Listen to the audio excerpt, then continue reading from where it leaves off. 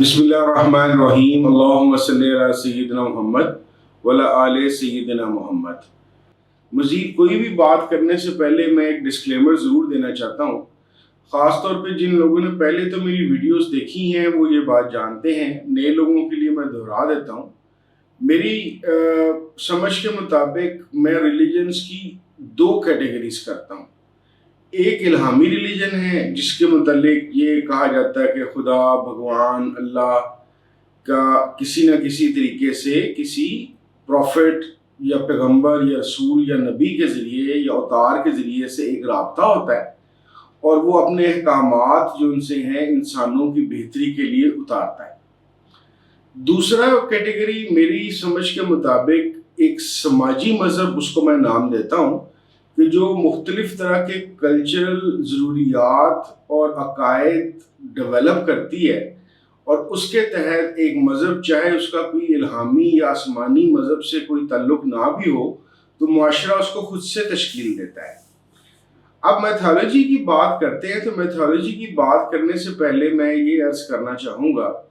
کہ میرے خیال کے مطابق میتھالوجی پہ قدیم انسان ایک دم سے نہیں پہنچا، بلکہ کچھ لگتا ایسے ہے کہ ہوا کچھ یوں ہوگا، خاص طور پہ جو ہماری آگ کی مثال تھی یا اوزاروں کی مثال تھی، جس کے اندر ہمیں شک سے تھوڑا اوپر والے لیول پہ لگ رہا ہے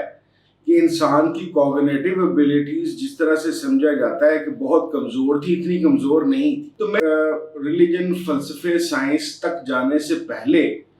اور میتھالوجی سے پہلے دو لیئرز کا مجھے لگتا ہے کہ پہلے سے موجود ہوئیں یا ان کو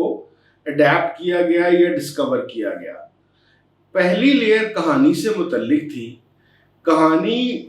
غالباً کچھ ایسی چیز لگتی ہے کہ جس کے تحت انسان نے اپنے ارد گرد کے ہونے والے واقعات کو کچھ اس طریقے سے پرسیو کرنا شروع کیا کہ اس کے اندر ایک ڈرامائی انداز بھی لے کر آیا۔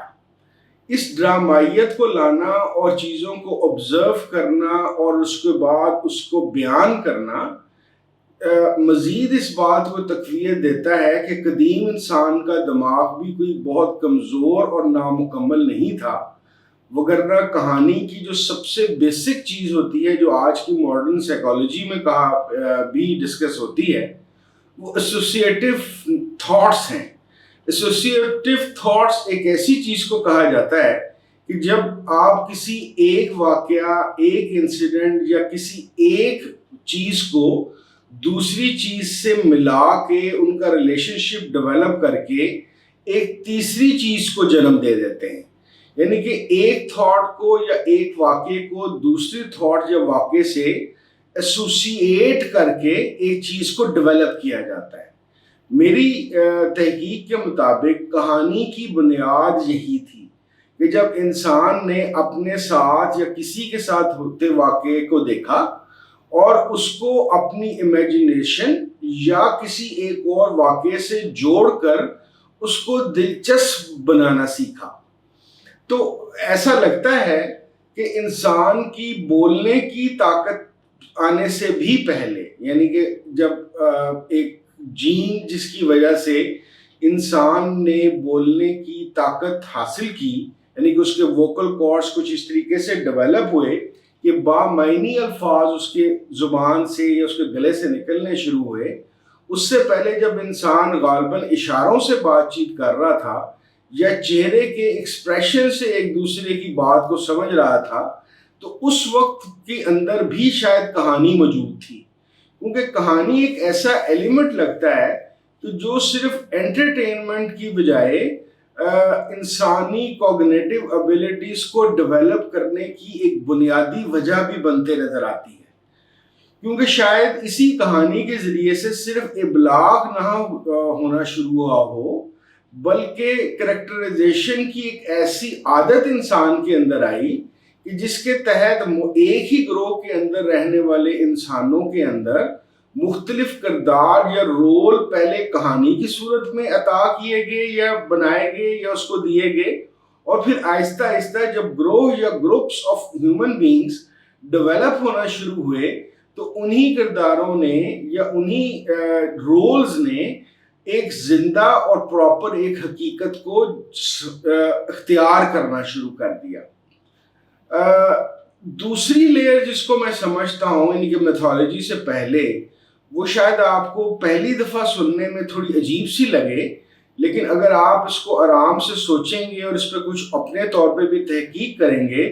تو مجھے بہت امید ہے کہ آپ مجھ سے اتفاق کریں گے۔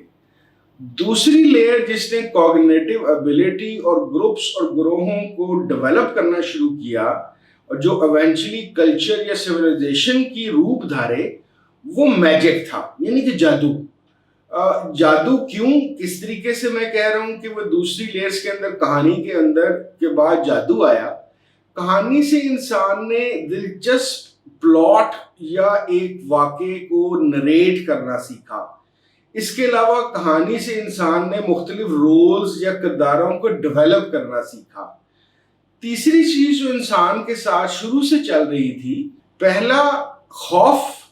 اکلاپے کا، جانوروں کا، اندھیری راتوں کا، ان اکلاپوں کا کی وجہ سے ڈیولپ ہوا جو خوف تھا، ان سے بچاؤ کے لیے انسان نے پہلے تو کسی طور پہ سوچا ہوگا کہ یہ میں ان چیزوں سے خوف زدہ کیوں ہوں، اور دوسرا اس نے یقینی طور پہ یہ بات سوچی ہوگی کہ میں اس خوف سے نجات کس طرح پاؤں گا۔ تو میرے خیال کے مطابق انسان کی جو سب سے پہلی، میرے خیال کے مطابق ایک علمی سفر کا آغاز ہوا۔ علمی سفر اس معنوں میں کہ اس کے مسئلے یا اس کے سوال کے جو رزلٹ مختلف طرح کے آئیڈیاز کی صورت میں ڈیولپ ہونا شروع ہوا، اپنے بچاؤ یعنی کہ سروائیول کے لیے اور اپنی حفاظت کے لیے، وہ موسٹ پروبیبلی جادو کی صورت میں ہوا۔ آپ اس کو اس طریقے سے سمجھ لیجئے کہ قدیم زمانے کے اندر جادو کا آ جانے کے بعد جادو کے ماہر کی غالباً وہی حیثیت ہوگی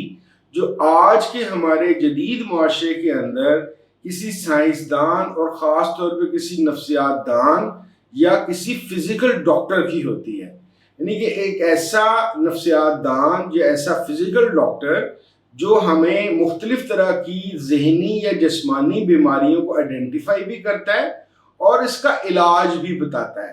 تو موسٹ پروبیبلی سب سے پہلا جو اس چیز کی طرف ربط یا اس کی طرف قدم بڑھایا گیا، وہ مختلف طرح کے جادو کے تصورات سے تھا۔ جیسا کہ میں پہلے بھی بتا چکا ہوں کہ میرے خیال کے مطابق ان تصورات کو کرداروں میں کیسے ڈالا جائے گا، وہ کردار کیسے حرکت کریں گے، کیسے بہیو کریں گے، یہ انسان نے اپنی کہانی کے وصف سے سیکھ لیا تھا۔ تو جادو ایک ایسی چیز بن کر آئی کہ جس کے اندر سے، جس نے سب سے پہلے انسان کو آفر کیا دو چیزیں۔ نمبر 1 ایک یہ چیز آفر کی کہ کیسے، اور یہ خوف یا یہ جو خطرہ ہے اس کو ڈیفائن کیا، اور اس کو ڈیفائن کرنے کے بعد اس کا حل تجویز کیا۔ خطرہ کیونکہ انسان کہانی کی صورت میں مختلف تصورات ڈیولپ کر رہا تھا، تو ان تصورات کے اندر اس کو مختلف قسم کے کریکٹرز جو غیر انسانی تھے وہ بھی اس نے ڈیولپ کرنا شروع کیے۔ یعنی کہ ایک تو انسانوں سے ریلیٹڈ ہو سکتا ہے، کسی انسان کو سردار کے طور پہ، کسی انسان کو مسیحا کے طور پر، کسی انسان کو کسی اور طریقے سے کریکٹر میں دیکھا گیا ہو۔ اسی طریقے سے یہیں سے شاید ابتدا ہوئی ہوگی کہ ہم نے جنات، بھوت، پریت اور اس طرح کی چیزوں کی پرچھائیوں کی یا غیر مرئی مخلوق کی بھی کریکٹرز کو ڈیولپ کرنا شروع کر دیا ہوگا، اور اس کو نہ صرف کہ اس کی ڈیفینیشن جادو نے دی، بلکہ اس کا علاج بھی جادوگروں نے ہی دیا ہوگا۔ وہ کیسے کہ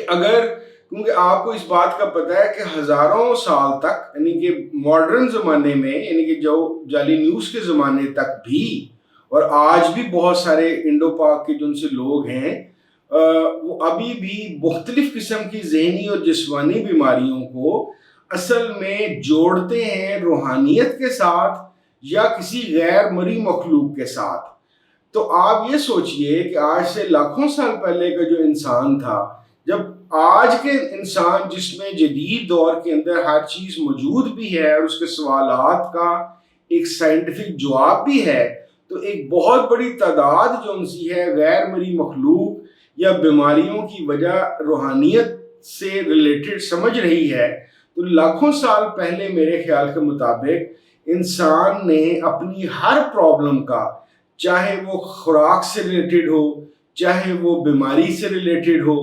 چاہے وہ کسی ماحول میں کسی بھی قسم کی پرابلم کی صورت میں ہو، ایسا لگتا ہے کہ اسی زمانے سے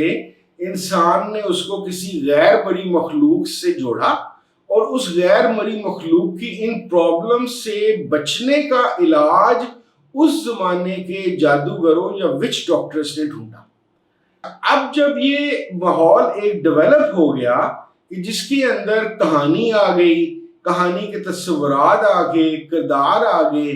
اور کرداروں کے اندر بھی دو کیٹیگریز بن گئیں، ایک انسانی کردار اور ایک غیر انسانی کردار، اور پھر انسان نے اپنی اس وقت کی عقل کے مطابق یہ آئیڈینٹیفائی کیا کہ میرے ساتھ جس قسم کے بھی مسئلے ہیں، جب کوئی انسان آہستہ آہستہ کمزور ہوتا ہوا بڑھ جاتا ہے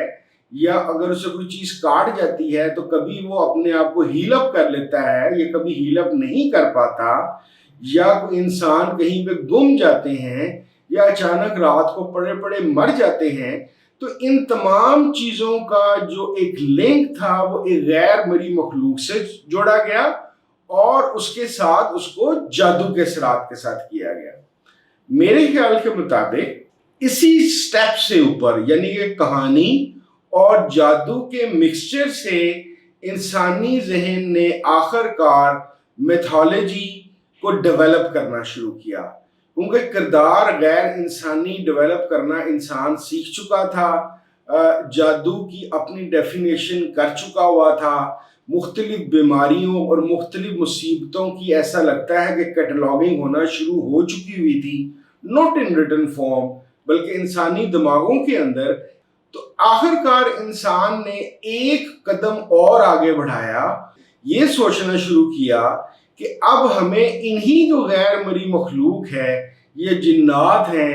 یا بھوت ہیں یا وہ چیزیں ہیں جو ہمیں نظر نہیں آ رہی اور ہم جادوگروں کے علاج سے ان سے اپنے آپ کو بچاتے ہیں،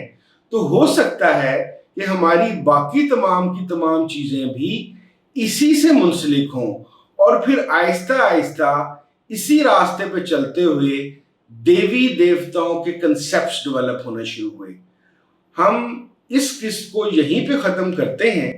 اگلی قسط میں ہم دیکھیں گے کہ میتھولوجی کو پراپرلی کیسے مختلف خطوں میں ڈیولپ کیا گیا اور کیسے ایک خطے کی جو میتھولوجی تھی دوسرے خطے پہ اثر انداز کیسے ہوئی۔ بہت شکریہ، السلام علیکم ورحمۃ اللہ وبرکاتہ۔